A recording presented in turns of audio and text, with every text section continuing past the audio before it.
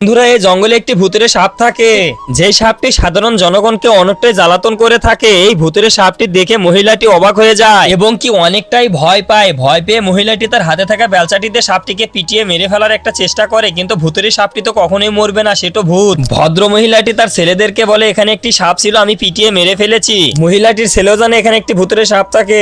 ভদ্র মহিলাটি তার ছেলেকে বলতে থাকে, এখানে আসলে অদ্ভুত একটি সাপ দেখতে পেয়েছি, আমি সেই সাপটিকে আমি পিটিয়ে মেরেও ফেলেছি।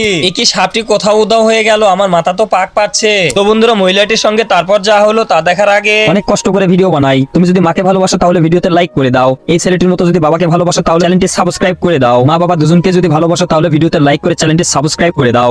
মহিলাটি এসে যখন দেখে সাপটি নেই, তখন তার মাথা পাক দিয়ে পড়ে যায় মাটিতে। তারপরে তার ছেলে দুটো এসে তাকে অনেক ডাকাডাকি করে, কিন্তু ভূতের সাপটি এসে কিন্তু মহিলাটিকে অনেক জ্বালাতন শুরু করে দেয়। মহিলাটি সবসময় সাপের স্বপ্ন দেখতে থাকে। তো বন্ধুরা, নেক্সট পার্টের জন্য কমেন্ট করো।